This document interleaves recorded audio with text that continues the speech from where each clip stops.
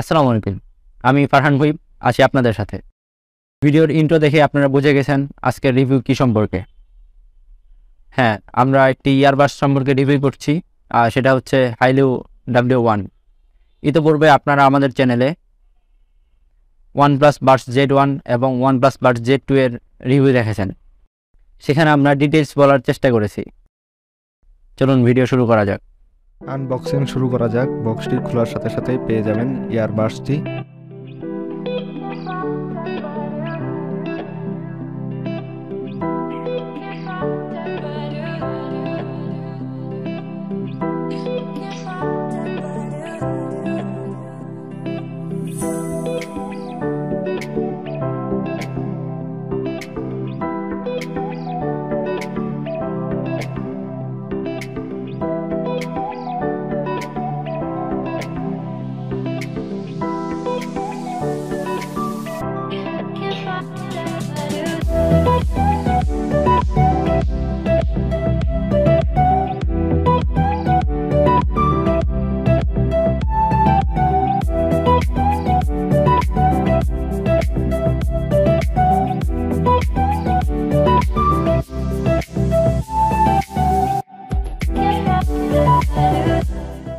আর বক্সটির ভিতরে পেয়ে যাবেন ইয়ার টিপস এবং চার্জিং কেবল।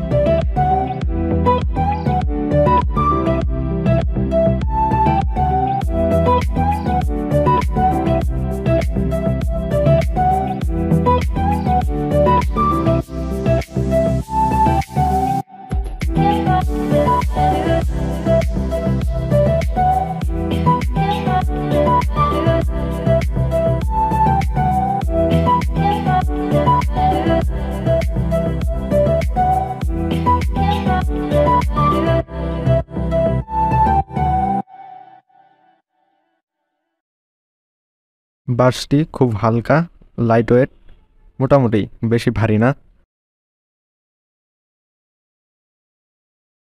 আর বাডসটির বিল্ড কোয়ালিটি হচ্ছে ইয়ারবাডসগুলোর হেইলু লেখার দিক দিয়ে গ্লোসি ফিনিশিং এবং ইয়ার টিপসের দিক দিয়ে ম্যাট ফিনিশিং, আর কেসটির বাইরের দিক দিয়ে ম্যাট ফিনিশিং আর ভিতরের দিক দিয়ে গ্লোসি ফিনিশিং।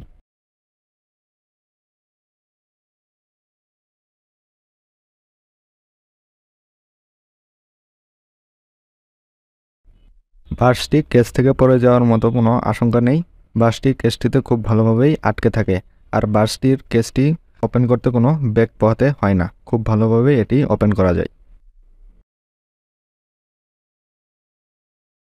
বাডসটি মোবাইলের সাথে কানেক্ট করার জন্য যেটা করবেন, মোবাইলে ব্লুটুথ অপশনটি চালু করবেন এবং বাডসটি ওপেন করবেন, তাহলে মোবাইলে বাডসটির ছবি চলে আসবে এবং অটোমেটিক কানেক্ট হয়ে যাবে। এখানে স্ক্রিনে দেওয়া ভিডিওর মতো আপনারা করবেন। এই যে দেখুন আমি কিভাবে কানেক্ট করছি।